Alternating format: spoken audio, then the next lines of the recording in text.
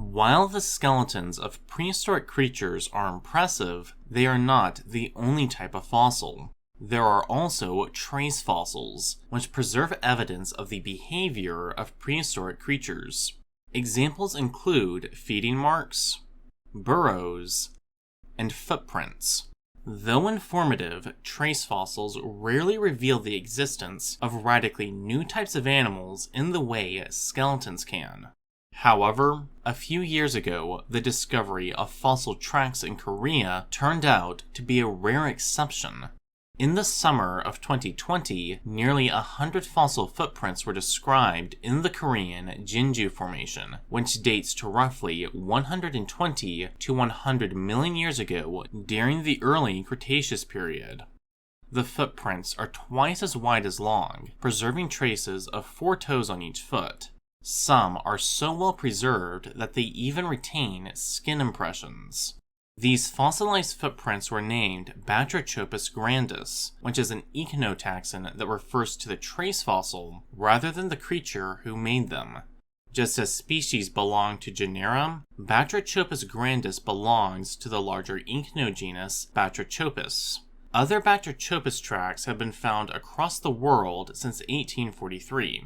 They weren't made by dinosaurs, but by proto-Suchians. Proto-Suchians belong to the same clade as crocodilians, Crocodylomorpha.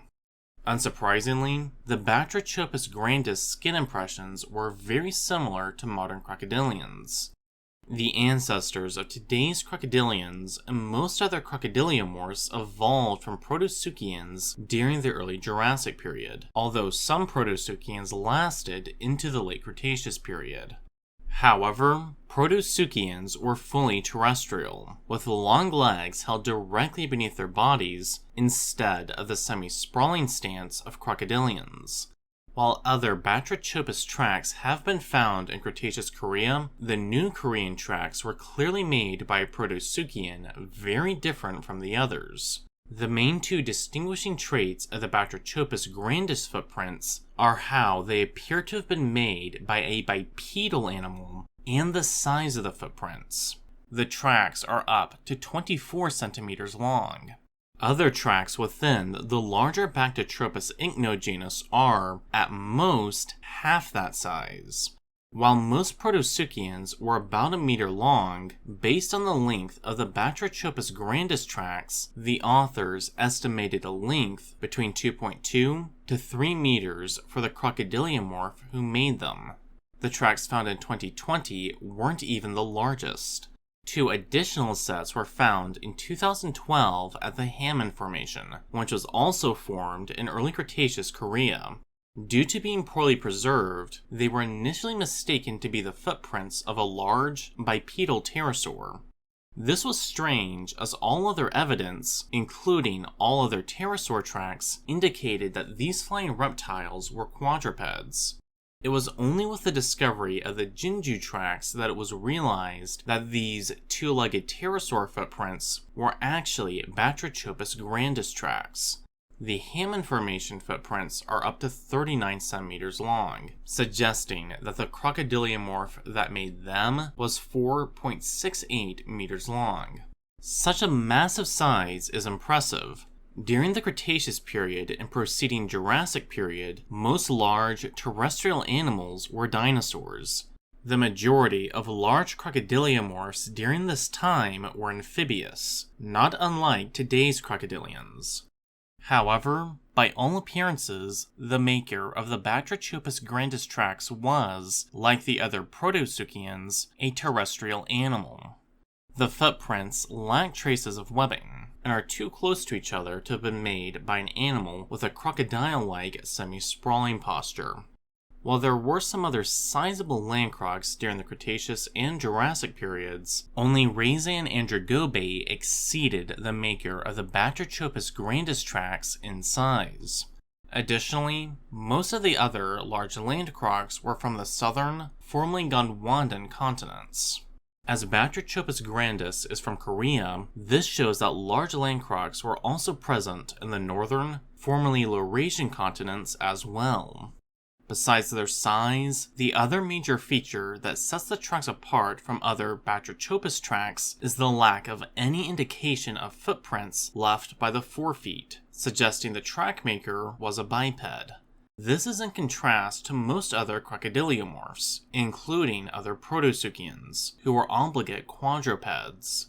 Given how there are close to 100 of the Jinju tracks, how they are well preserved, and the presence of other apparently bipedal tracks in the Haman Formation, the seemingly two-legged nature of Batrachopus grandis doesn't appear to be due to a biased sample size.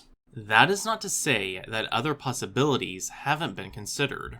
The penetration depth of the forefeet and hind feet of some sauropod dinosaurs differed from each other, occasionally creating tracks only preserving the traces of the forefeet.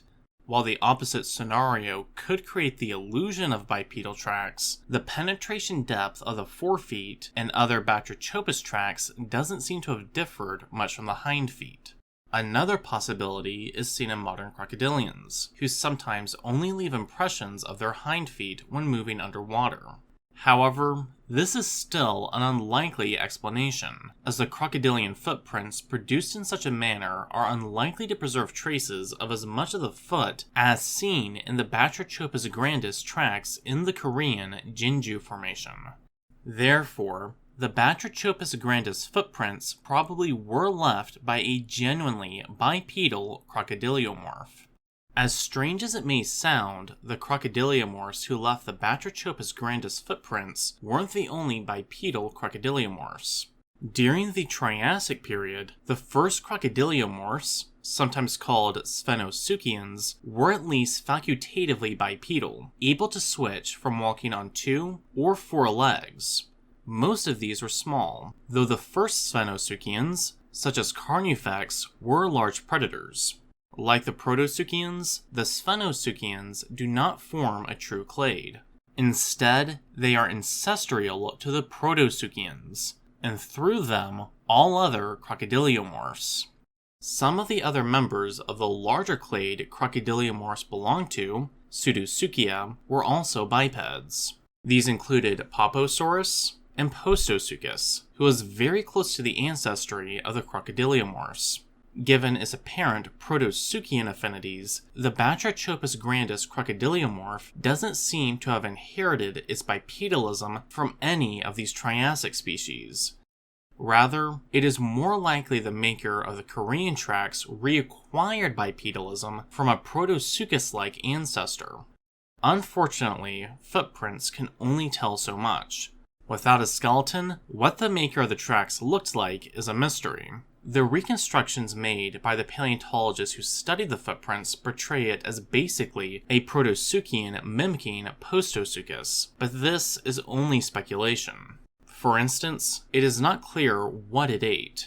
While Protosuchians were generally carnivores, some, such as Edentosuchus, were plant eaters, as were some other Crocodylomorphs such as Simosuchus.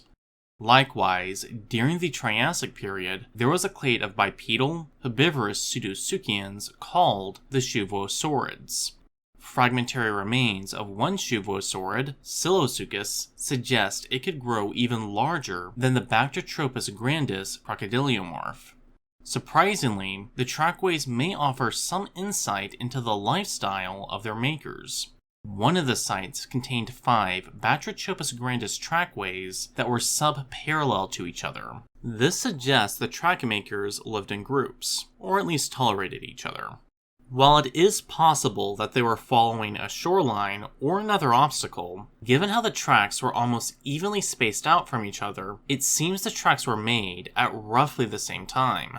While the idea of a social crocodylomorph may seem odd, it is not without precedent. Fossils of distant relatives of crocodilians, such as Aedosaurs, have been found in groups, which have been interpreted as herds. Furthermore, today's Cuban crocodiles have been observed working together when hunting. If the Batrachopus grandis trackmaker was a predator with a length reaching over 4 meters, it would have been capable of hunting fairly large dinosaurs. All in all, Batrachopus grandis is an exciting discovery. It provides evidence of bipedalism in Crocodylomorpha after the Triassic. It was also one of the few large, non-dinosaurian terrestrial animals from the Cretaceous period. It has even offered some evidence of a potentially pack-hunting Crocodylomorph. Hopefully, a skeleton will soon be found so more can be learned about this mysterious reptile. Thank you for watching. I hope you learned something interesting. This video is a remake of the very first video I did. While that video is now unlisted, you can still view it by using the link in the description if you wish to compare it to this one. Have a great day, and if you enjoyed this video, please remember to hit the like button.